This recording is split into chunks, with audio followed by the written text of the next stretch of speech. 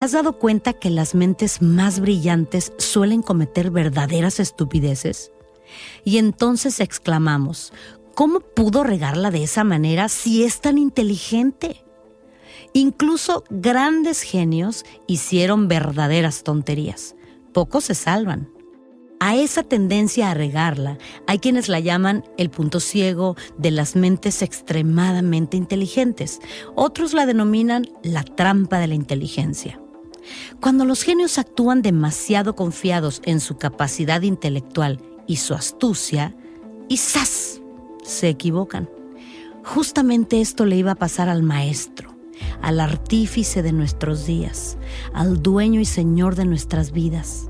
Él, del que todos aseguraban que poseía una mente muy por encima de la media.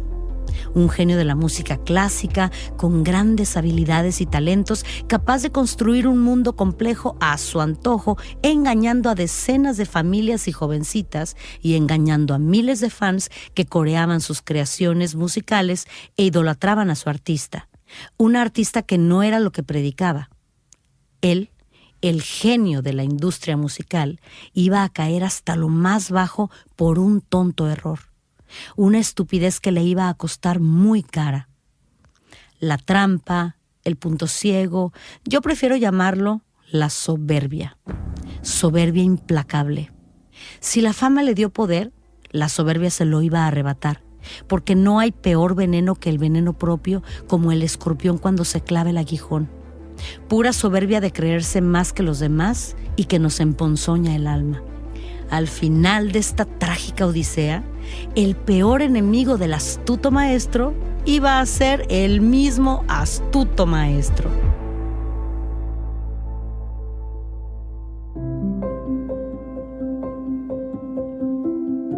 Ahora veo que esto es el principio del fin del maestro y su mundo, Raquel. Principio del escándalo en torno al gran maestro. Pero al menos algo va a suceder que le van a parar los pies a Sergio y al mundo tóxico que construyó durante tantos años. Así es. Y todo, María, iba a explotar con un error que él mismo cometió y que te voy a contar en este episodio. A ver, hasta aquí Gloria se ha retirado de los conciertos alegando que Sergio tiene cáncer. Sergio ha comprado la casa de la playa, lejos de la civilización, con planes de tenerlas allá y construir una nueva vida. Y tú has entrado en los años más oscuros, donde has perdido la esperanza de alcanzar el amor de Sergio y deseas morir, aunque todavía lo amas o crees amarlo, porque no sé cómo calificar ese amor u obsesión y control que él continúa ejerciendo sobre ti a tus 26 años ya cumplidos y sobre las demás. Tú has vuelto a empujar a tu madre lejos de tu vida, con feas llamadas de teléfono y sigues sin ver a tu familia. Sergio ha matado tu carrera artística en cuestión de meses y tú estuviste a punto de quitarte la vida. Ni amor ni música, como ya te dije. A mí ya me quedaban cero esperanzas y cero ganas de vivir. Yo iba y venía, pero nada me inmutaba. Y para colmo, las cosas iban a empeorar en esa casa remota de la playa. Allá me esperaría un terrible accidente, infinidad de problemas entre las chicas, pues ya somos muchas en esta familia, y luego me esperaba un avión que me llevaría muy lejos, en una extraña huida sin fecha de retorno. Los próximos 6 años de mi vida yo los voy a pasar a merced de los más espantosos titulares y breaking news que me persiguen hasta el día de hoy inclusive. ¿Pero antes? Antes, vamos con mi relato. A ver, María, ¿has comido alguna vez sapo? No. ¿Has ardido en llamas envuelta en gasolina? No. ¿Has mandado a volar al empresario más poderoso de México en su propia cara? Tampoco. ¿Te has subido en un avión sin saber cuándo ni a dónde vas a regresar? Jamás. Bueno, pues prepárate para la gran final de nuestra primera temporada de En Boca Cerrada. En Boca Cerrada. Lo que nunca se dijo sobre el caso Trevi Andrade, por Raquel Mariboquitas. No vengo a contar mi versión, vengo a contar mi historia.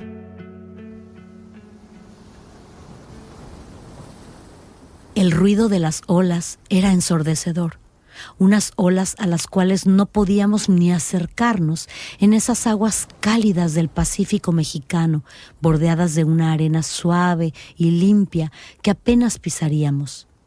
Casi 2 años estaríamos en este idílico paraje y solo una vez, al menos en mi caso, se nos permitiría pasar un ratito en la playa y meter los pies en el mar, tapadas con shorts y camisetas porque los trajes de baño nos eran prohibidos. El agua salada y el sol sanando heridas por unos instantes en nuestros rostros y nuestras piernas, solo por unos instantes. Acabábamos de llegar a nuestro nuevo hogar en la zona de Playa Blanca, al sur de Zihuatanejo. Era una casa a medio construir, pequeña y fea, rodeada de un terreno agreste enorme, lleno de matorrales, en medio de la nada, entre el mar inmenso y una carretera poco transitada, sin vecinos, sin testigos, completamente aislados del mundo exterior, tal y como Sergio había soñado. Su paraíso, nuestro infierno. Al segundo día, Sergio nos puso a 4 de nosotras a deshiervar toda la propiedad. No quería que desde los pocos carros que pasaban vieran a unas jovencitas trabajando en esas condiciones, así que nos proporcionó unos overoles negros de manga larga y nos ordenó cubrirnos la cabeza con unas cachuchas viejas. El proyecto nos tomó varias semanas. Durante 6 horas al día arrancábamos hierbas y removíamos pesadas rocas sin agua para beber, sin descanso, bajo el sol abrasador, sin guantes y sin más herramientas que nuestras propias manos. Una a una caíamos desmayadas, deshidratadas, y solo entonces nos permitía entrar en la casita por unos minutos, donde él y Gloria se mantenían a la sombra con sus refrescos y el ventilador. Recuerdo que también había un pozo de donde sacábamos agua para tomar y para bañarnos, un pozo rodeado de los sapos más asquerosos y enormes que jamás había visto. «Uf, Sergio, mira cuántos sapos», se me ocurrió comentar poniendo cara de asco. «Agarra uno, mátalo y cocínalo», me ordenó con ese tono que yo conocía muy bien. Si no obedecía, sabía lo que me esperaba, así que ejecuté su mandato aguantándome las náuseas. «Ahora pruébalo», me retó cuando le llevé el plato con el anfibio asado que todavía rezumbaba babas y apestaba. A duras penas le di 2 bocados a las patas sin atreverme a vomitar. Por suerte no me hizo comer el resto y me permitió tirarlo a la basura. Jamás olvidaré ese sabor nauseabundo y pegajoso, como tampoco olvidaré el siguiente incidente que pasó esa misma semana. Sergio me mandó a preparar el asador de ladrillos que había fuera de la casa. Como el carbón estaba mojado, no había manera de que se prendiera. Lo intenté una y otra vez y Sergio empezó a impacientarse. «Eres inútil, ¿o qué te pasa?», me gritó. «Tienes 5 minutos para prenderlo». Desesperada, agarré una latita de gasolina y sin pensar la vacié sobre los carbones que ya habían prendido un poco. Las llamas saltaron por el aire y por mi brazo y en menos de medio segundo cubrieron casi todo mi torso. «Así voy a morir», pensé aterrorizada, sintiendo el fuego por toda mi piel. Tanto desearlo y voy a morir de la manera más horrible. Recuerdo que todas gritaban y yo salí corriendo hacia adentro de la casa en busca de agua. Para entonces, las llamas habían alcanzado parte de mi pelo y de mis pestañas. «¡Agua!», le grité a Carola, que se quedó en shock al verme. Por suerte, uno de los albañiles que Sergio había contratado para terminar la construcción de la casa entró y reaccionó rápido. Agarró una cobija y me abrazó con ella, sofocando las llamas. Me salvó la vida. Al momento entró Sergio también asustado y tras revisar las quemaduras dio órdenes a las chicas de que me pusieran huevo, aceite y cuanto remedio casero se le ocurría. Las ámpulas que se me formaron se infectaron y el dolor era insoportable, inhumano. Después de 3 horas llorando en carne viva, Sergio decidió llevarme al hospital prácticamente desmayada del dolor. Después de ir a 2 clínicas pequeñas donde no pudieron ayudarme, me atendieron en un centro médico en Zihuatanejo, donde me suturaron las ámpulas y las quemaduras sin anestesia y me cortaron áreas enteras de piel quemada. Al día siguiente me transportaron en ambulancia aérea a la Ciudad de México, al Hospital Ángeles, donde me operaron. Sergio no vino. envió a 2 de las chicas para que me cuidaran durante mi recuperación. Creo que una de ellas era Gabriela. Cuando me dieron de alta, regresé directamente a la casa de la playa. Sigo viva, así Dios lo quiso, pero sigo muerta por dentro. Pensé mientras me cambiaba los vendajes con cuidado. Tú y yo tenemos mucho que platicar, me dijo Sergio. Seguramente eso de la gasolina lo hiciste para llamar la atención. Y me castigó sin comprarme la faja y los vendajes especiales que los doctores me habían recomendado para evitar que se me quedaran cicatrices. Hasta hoy tengo esas marcas en la mano derecha, la axila y en una parte de mi abdomen. Por fortuna no son muy visibles, pero ahí quedaron para siempre, como recordatorio sutil del día que no morí. A los días reanudé mis actividades y me uní a las demás chicas que continuaban limpiando el terreno y ayudando con el mantenimiento de la propiedad.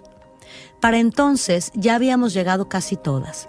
Las 3 hermanas de la Cuesta, las hermanas Zúñiga, que iban y venían de Playa Blanca a las casas de Cuernavaca con frecuencia, Sonia y su hijita Sofía, que crecía bella y cariñosa, Wendy, Marlene y 3 chicas más que todavía no he presentado, pero que llevaban tiempo con nosotras. Fueron las 3 últimas coristas en unirse al grupo, con excepción de otras pocas que no duraron mucho. Una de las chicas más nuevas era Guadalupe Carrasco, ganadora del certamen de belleza Señorita Guerrero. Creo que Katia de la Cuesta la invitó a venir con nosotros. Ya tenía 18 y por lo mismo no duraría más de 2 años en nuestro entorno. Cuanto más mayores llegaban, menos tiempo se quedaban. Y Sergio lo sabía, por eso prefería a las más jovencitas. Otra de las chicas que llegó un poco más grandecita fue Liliana Regueiro. La habíamos conocido en 1993 en un viaje a Argentina, al cual fuimos con Gloria a promocionar sus canciones en el programa de la famosísima Xuxa. Creo que Liliana tenía 17 años y era muy madura y resuelta. Meses después decidió venirse a México, imagino que ante las promesas de que Sergio la haría famosa. Era excelente bailarina, pero no cantaba, y resultó la más cariñosa con el maestro. Mientras que las demás nos comportábamos más reservadas y no tocábamos a Sergio sin su permiso, y yo menos porque lo tenía prohibido, Liliana no dudaba en abrazarlo y besarlo a todas horas frente a las demás. Liliana era de mente abierta, mucho más liberada y moderna que la mayoría que éramos de provincia o que habíamos llegado más jovencitas. Liliana era muy fiel y capaz de pelearse por defendernos o defender aquello que creía que era justo. Leal, idealista y siempre muy en forma con sus ejercicios y sus rutinas de baile espectaculares. Y la tercera en sumarse fue Karina Yapor, allá por finales del 94. Contaba con 12 o 13 años. Esta era la edad peligrosa en la que el maestro obtenía máximos resultados con sus adiestramientos. Lo sé por experiencia propia. En ese momento, cuando vi a Karina dispuesta a unirse a nuestro grupo, no me percaté.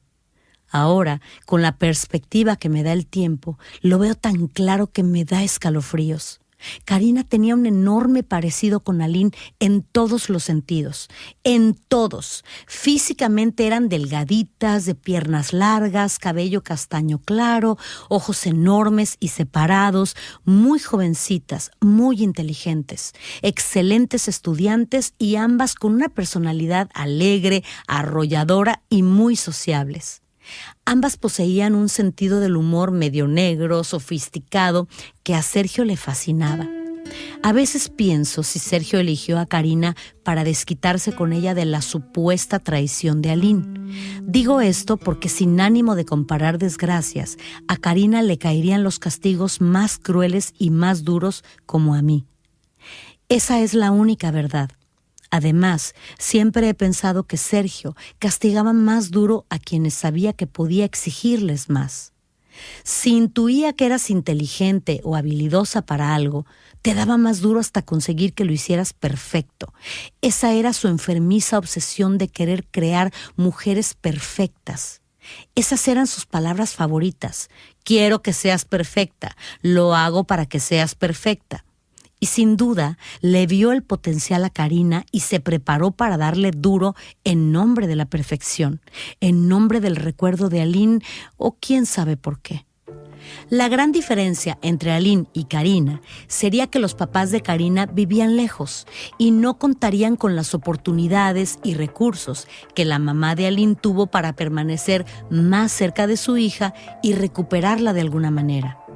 Karina era de Chihuahua, la fan número 1 de Gloria.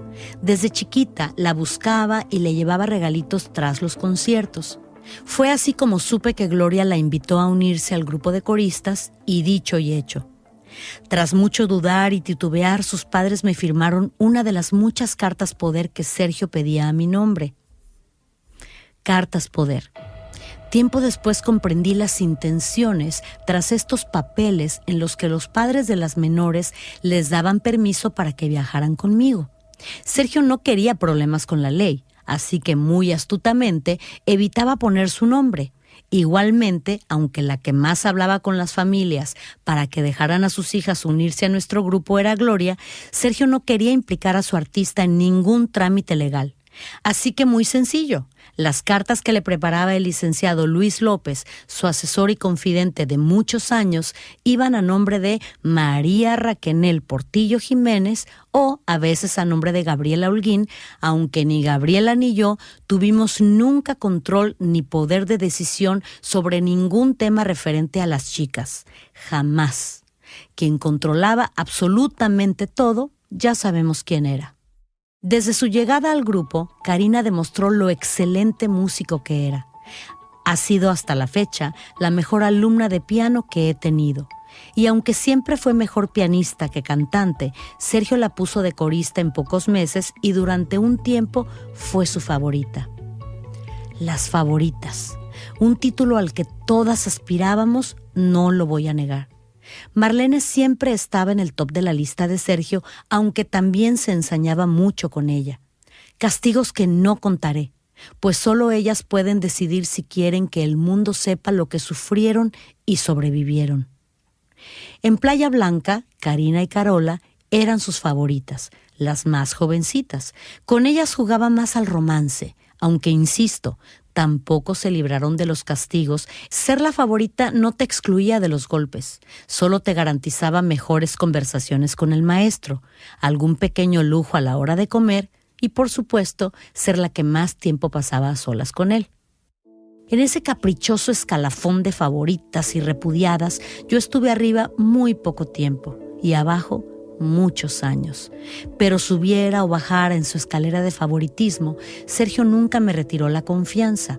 Sabía que de todas yo era de las más fieles, que yo era incapaz de traicionarlo y por eso me dejaba manejar cheques, documentos y demás, siempre bajo su más estricta supervisión, por supuesto. Este título de la más fiel no lo comparto con orgullo. Lo digo con infinita tristeza y hasta vergüenza, porque al menos las otras chicas sabían ponerle mala cara de vez en cuando. Yo, en cambio, era el tapete, la esclava que a pesar de ser repudiada y rechazada, no se iba.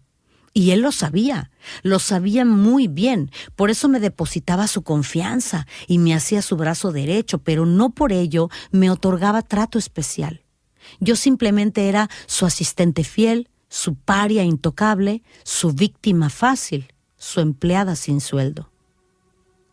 Y por encima de la escala de favoritas había un puesto al que ninguna podía acceder. Esa posición era de la número 1, que siempre ocupó Gloria. Sergio viajaba con Gloria a lugares que no nos decían, cenaban en buenos restaurantes y le compraba algo de ropa nueva. Aunque tampoco es que Gloria nadara en la abundancia. La tenía bastante restringida, pero no como a las demás. A ella sí que le permitió tocar algo del dinero que ganaba con sus discos y sus shows.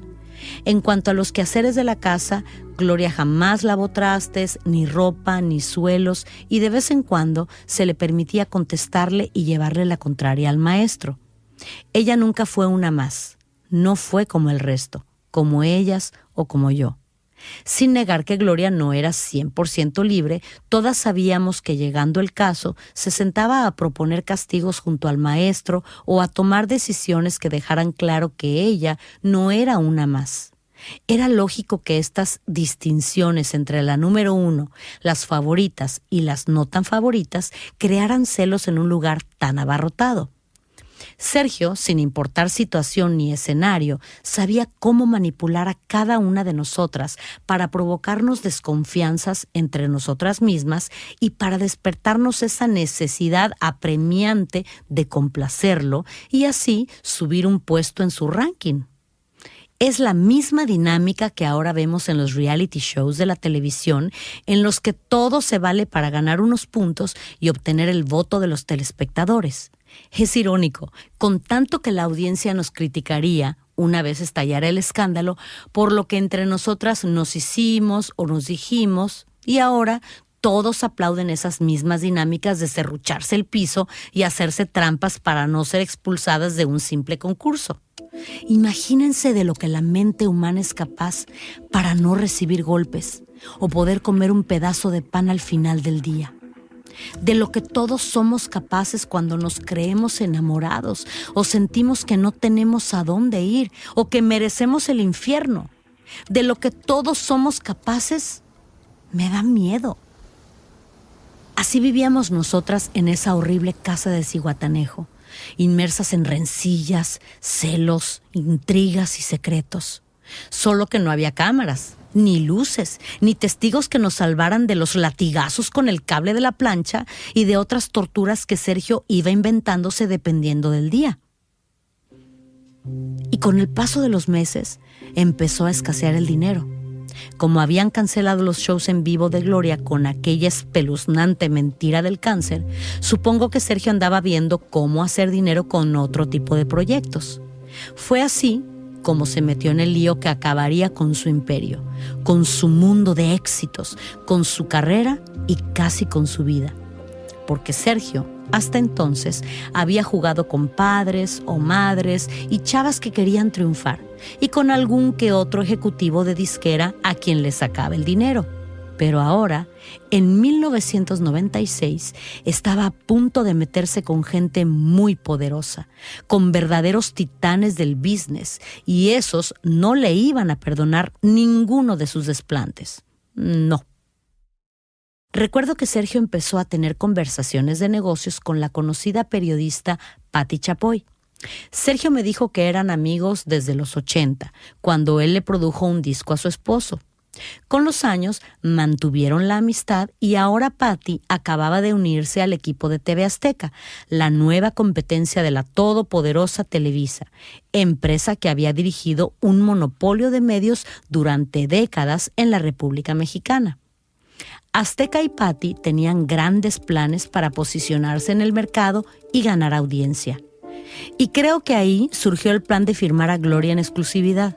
Si lograba esta firma, la famosa periodista se anotaría un punto a favor ante el señor Ricardo Salinas, dueño de la nueva televisora. Pasamos meses almorzando con Patti en lujosos restaurantes, hablando de proyectos, e incluso Sergio la llegó a invitar a la Casa Rosa de Cuernavaca.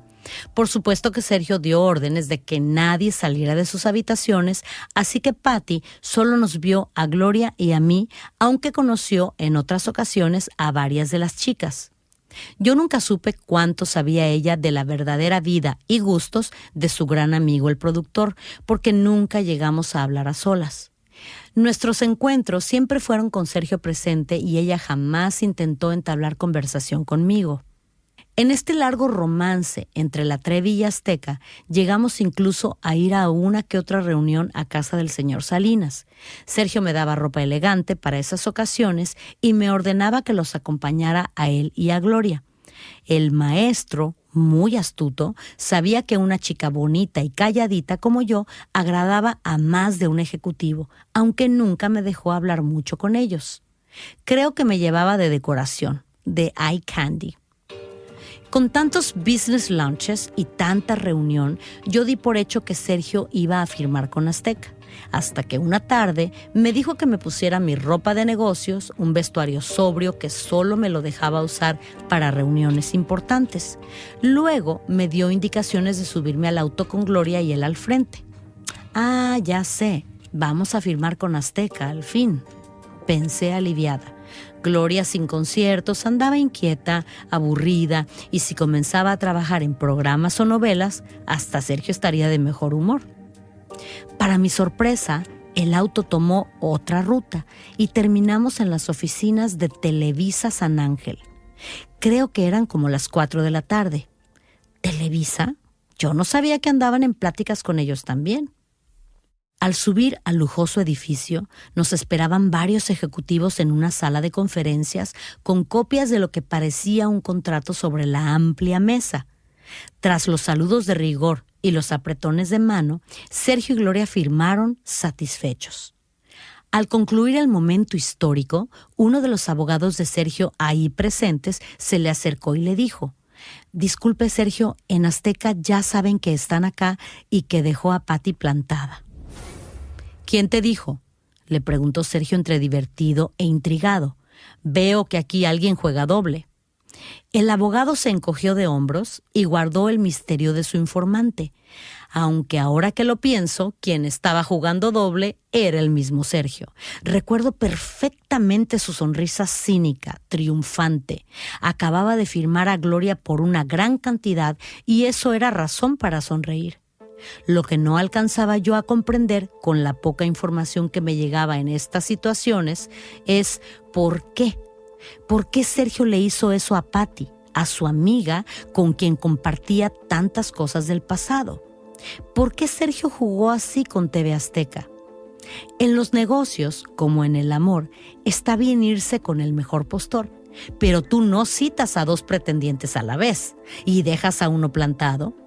Ahora tendría que lidiar con una mujer de negocios dolida, burlada y humillada, y tras ella una empresa multimillonaria y poderosa.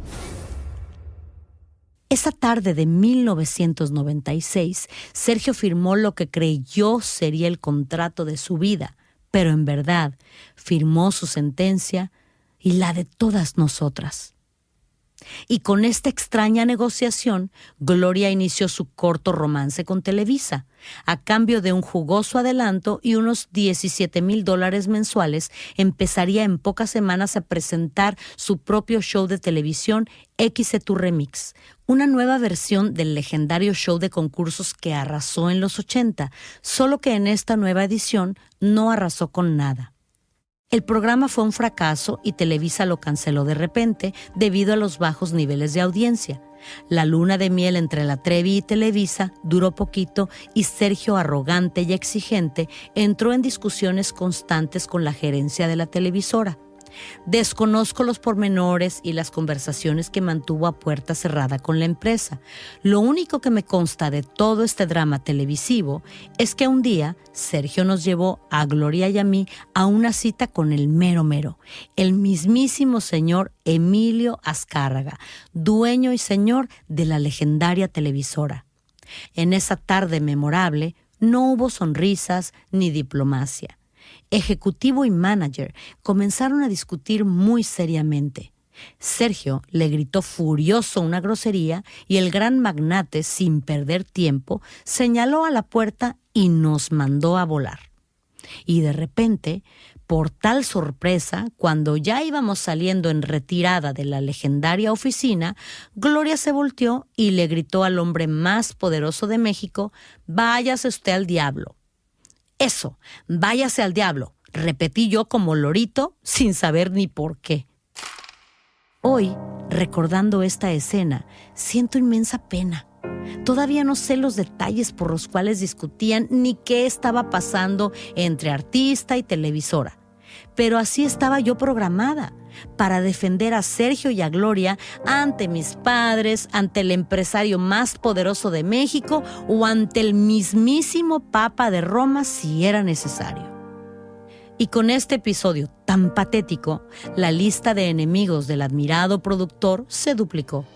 Ya era un secreto a voces. En la industria artística y mediática no lo soportaban ni unos ni otros. De esta manera iniciamos 1997. Los problemas se apilaban y Sergio se escondía cada vez más en la casa de la playa.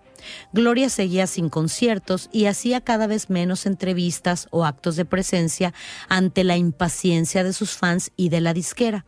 Y de pronto salió un artículo en un periódico, creo que de Monterrey.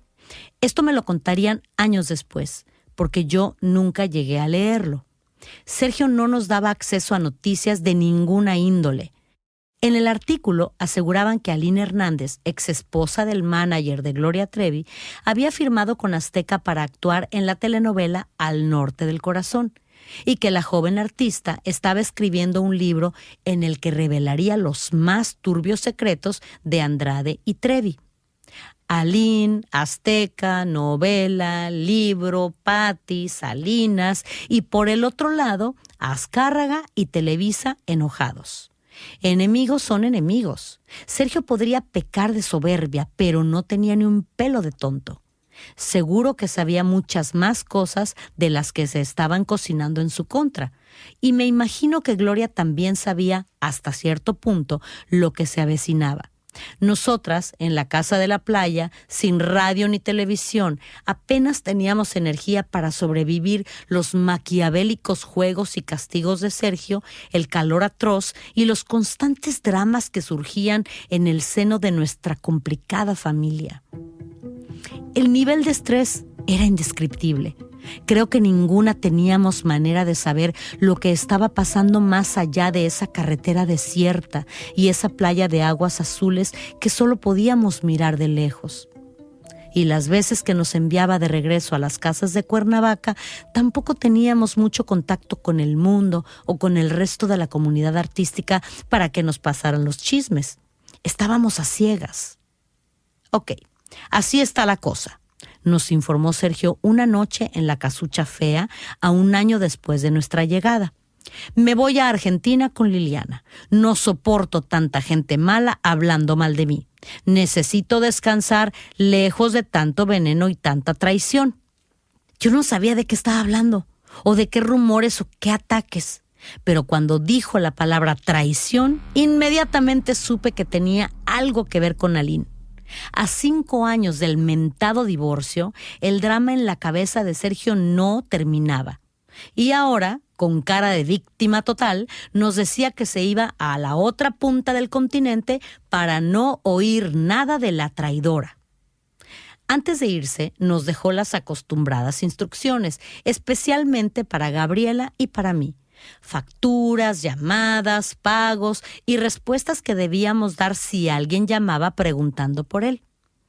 A las pocas semanas, Sergio me ordenó ir hasta Buenos Aires para llevarle unos documentos y una cantidad de dinero y regresarme en menos de 48 horas.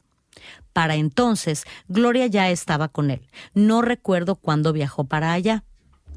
A mi regreso, me dio órdenes de que fuera a pasar unos días con mi familia y que con disimulo les dijera que iban a escuchar comentarios muy feos sobre nosotros y que no debían creerlos, que Aline iba a publicar un libro lleno de mentiras y que yo estaba muy bien viajando por el mundo y con muchos proyectos con Sergio. Obviamente, no fui sola a esta visita. Carla de la Cuesta me acompañó para prevenir que yo hablara de más y metiera a Sergio en problemas. En esa ocasión, a finales de mayo del 97, era la segunda vez que yo veía a mi familia después de años sin cruzar camino.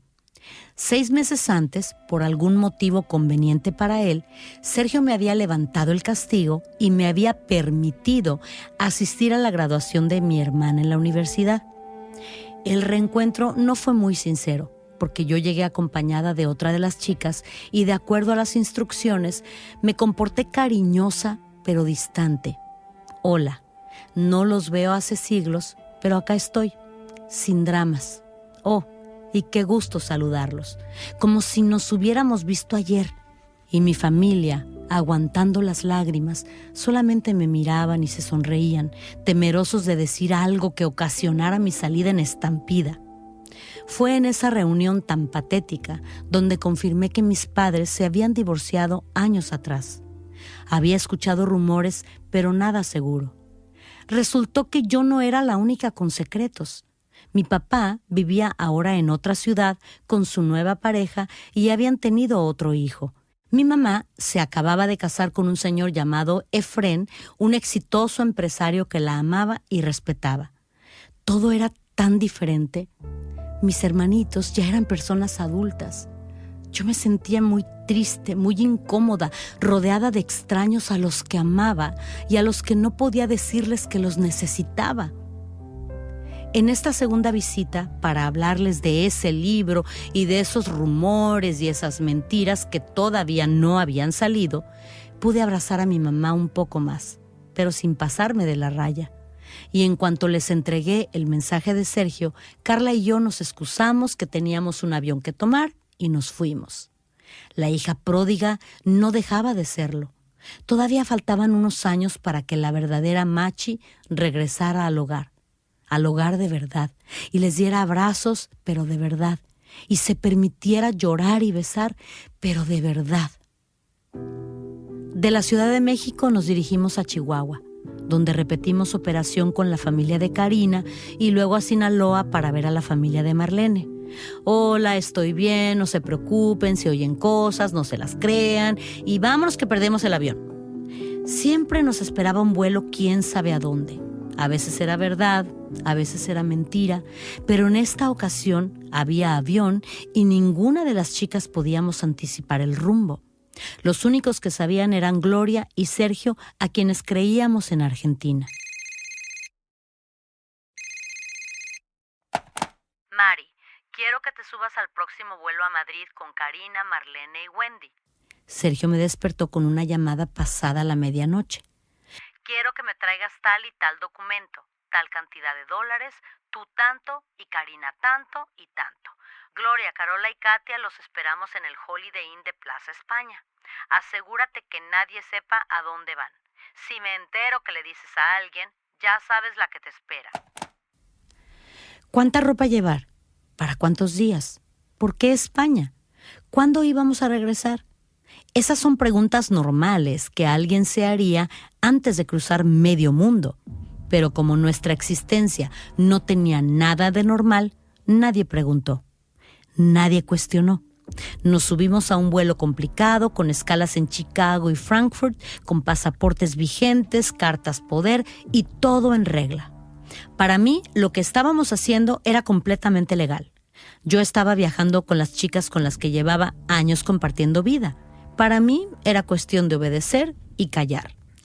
Jamás de los jamases se me cruzó por la cabeza que estábamos huyendo de algo, que un simple libro que todavía no se había escrito pudiera poner precio a nuestras cabezas, que la Interpol iba a poner nuestras fotos entre los más buscados, que íbamos a deambular de país en país como exiliados sin tierra a la que volver durante 2 años para acabar arrestada y encarcelada durante más de 4 años. Jamás de los jamases, en ese avión rumbo a España, me podría haber imaginado de lo que me iban a acusar. A mí, a Gloria, a Sergio. ¿Y todo por qué? ¿Por fama? ¿Por dinero? ¿Por placer? ¿Por celos? ¡No!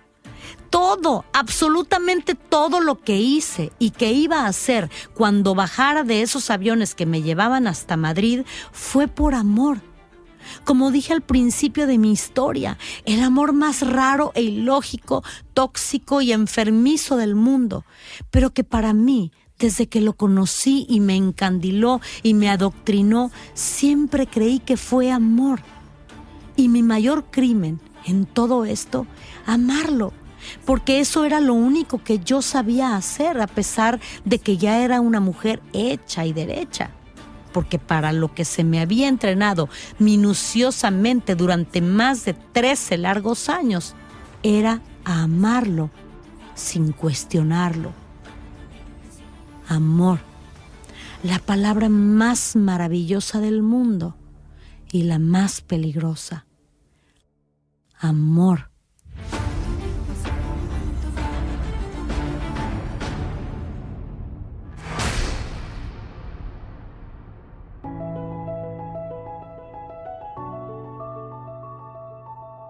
Wow, Raquel, lo que los seres humanos somos capaces y hemos sido capaces de hacer por amor o lo que creemos que es amor.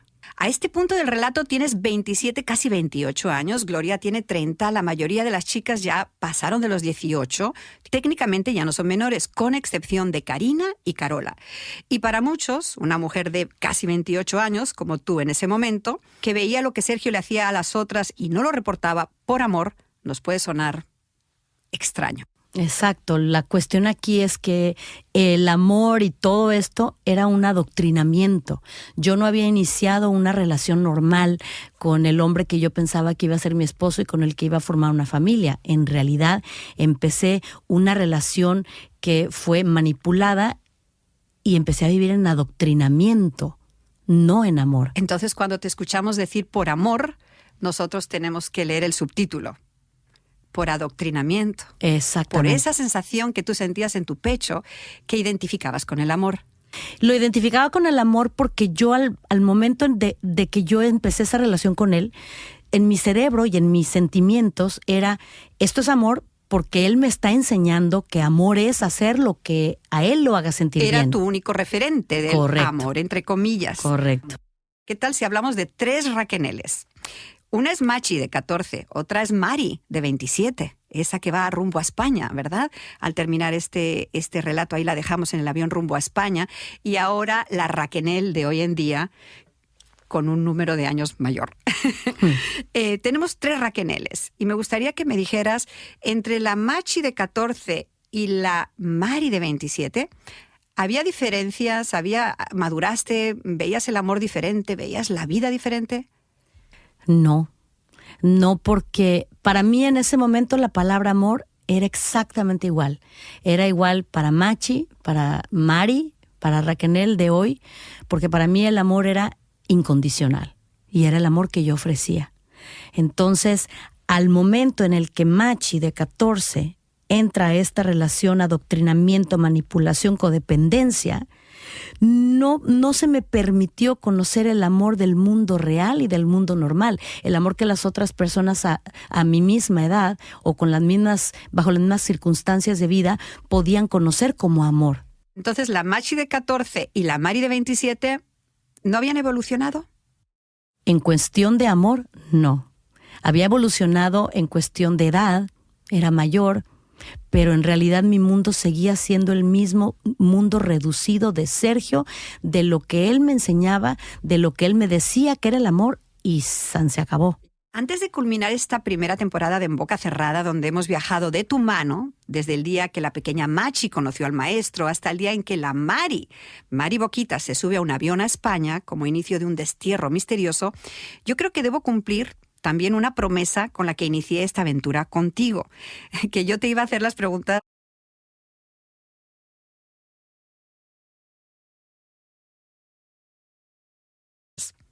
Raquenel, aunque te duelan. A ver, pues ¿preparada? ya. Delito versus pecado. Este es otro punto muy delicado para la Mari de los 27, 28 años. A esa edad tú no podías ver que lo que Sergio hacía con chicas menores, como lo que te hizo a ti cuando eras menor, era delito y no pecado, como nos dices en el relato. Así es, María. Lo que pasa es que mi mundo, inclusive antes de Sergio, también era un mundo limitado. Yo, por ejemplo, cuando salí de estudiar tercero de secundaria, yo me acuerdo que 2, 3 amigas mías del colegio salieron embarazadas. ¿Tenían 15 años? Tenían 14, 15 años. Entonces me dices que para ti las menores con relaciones sexuales era algo no normal, pero que se veía. Que se veía muchísimo. Entonces, para mí, por ejemplo, el hecho de que una muchacha de mi edad o de cualquier edad inclusive, que se acostara con un hombre si no estaba casada, para mí era un pecado. ¿El abuso físico no lo veías como un crimen, como un delito, como algo ilegal? No, porque también crecí aprendiendo que si tú cometes un error, se te castiga. Hasta a nivel religioso me enseñaron que Dios te castigaba. Violencia si hacías algo doméstica. mal. ¿Había en tu entorno cuando crecías como niña? ¿La normalizaste? La normalicé en el sentido no de la violencia física, pero por ejemplo mi papá, en paz descanse, pues sí, de pronto si se enojaba pegaba gritos y a veces rompía una que otra puerta. Entonces no es que yo lo normalizara, simple y sencillamente que no lo veía como un delito. Antes, en aquellos tiempos, no se utilizaba que hablaras al 911 si tu marido te golpeara, no se llamaba violencia doméstica. Para mí, en mi pequeño mundo, culturalmente era, bueno, pues ella hizo algo mal y la castigaron, le pegaron por eso. Inicio de la huida. Este es otro aspecto que llama la atención. Dices, me subo a un avión rumbo a España, no sabemos mucho por qué. Dices que nos vamos de los chismes, que nos tienen celos, que hablan mal de nosotros. Pero nos dices que no sabías que andabas huyendo de algo que realmente podía ser muy, vamos a llamarlo, ilegal. Claro que no sabía que estábamos huyendo de algo ilegal. Acuérdate que la información que yo recibía no era ni por las noticias, que no podía verlas, ni por el mundo exterior. Toda la información que yo recibía era a través de Sergio. Y hoy, viendo las cosas de lejos, definitivamente a Sergio no le convenía jamás decirme o decirnos, oye, estamos huyendo de la ley. Gracias por este nivel de sinceridad, Raquel. Sé que no es fácil, te veo la cara. ¿Te reconoces cuando ves a esa Mari, esas fotos de 1998? Las cosas que hacía, decía, cómo se movía, cómo actuaba. ¿Te reconoces? No, para nada. No me reconozco y no me gusta verla, además. No hablo en tercera persona por huir de esa responsabilidad, para nada. Al contrario, asumo lo que fui, asumo lo que hice, me hago responsable, pero definitivamente no me gusta. Por lo tanto, no quiero volver a cometer los mismos errores. ¿Te gusta ver las fotos de Machi, pero no las de Mari? No, las de Mari no. Las de Mari no me gusta porque siento mucha pena, siento vergüenza, siento dolor y mucha lástima porque, caray, era muy, muy, muy joven, con tantas ilusiones, con ganas de amar bonito, con ganas de vivir cosas bonitas, ¿me entiendes? Y que realmente se pudiera valorar en algún momento ese tan mal y tan confundido sentimiento de amor que yo pensaba que eso era. ¿Qué conclusión tienes hasta ahora? Que no era para tanto. Dejé pasar mucho tiempo. Que no era para tanto. Esa es tu conclusión. Uh-huh. Que no era para tanto, ¿qué? Callarlo, enterrarlo, esconderlo. Todo. Todo, porque creo que con mi silencio empoderé personas, circunstancias, situaciones. Hice mucho más grande mi responsabilidad. Me hice a mí misma una gran culpable de muchas cosas. Y definitivamente engrandecí también malentendiendo esta historia. ¿Qué crees que le falta todavía, regresando a nuestro episodio 10, a ese avión rumbo a Madrid con las otras chicas para encontrarte con Sergio? ¿Qué le falta todavía por caminar a esa Mari de 27? Le faltan cosas más fuertes de las que te puedes imaginar.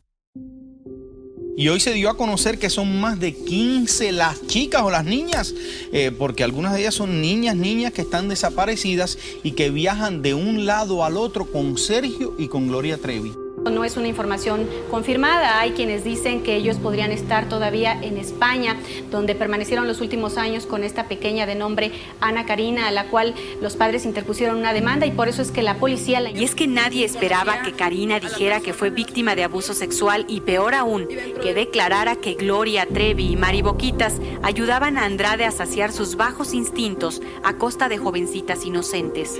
Tú sabes que también esta menor de edad supuestamente tuvo un hijo, el cual abandonó en España. La Procuraduría ratificó su intención de traer al promotor Sergio Andrade y a la corista Mari Boquitas, que también están siendo requeridos por las autoridades de Chihuahua.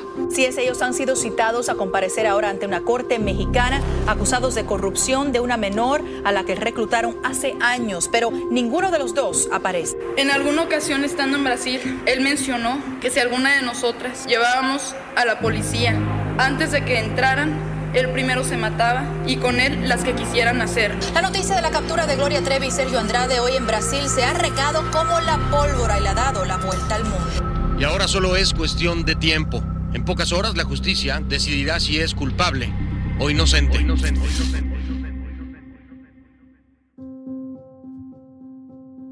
En Boca Cerrada es una producción original de Euphoria Podcasts y Pitaya Entertainment.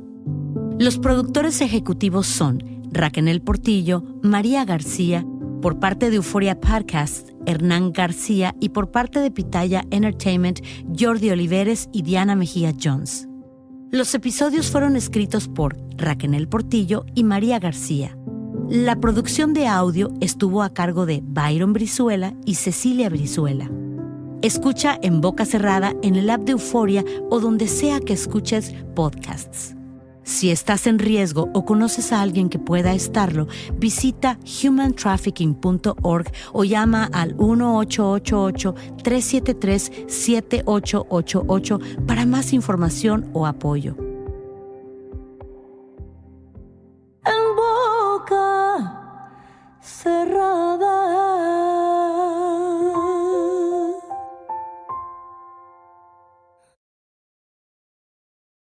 Euforia Podcast presenta.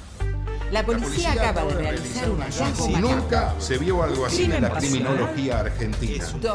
A lo largo de 8 episodios, nos adentraremos en la investigación policial mientras conoceremos las hipótesis que envolvieron al caso. Escucha la primera temporada de Crímenes Paranormales en la aplicación de Euforia o en tu plataforma favorita.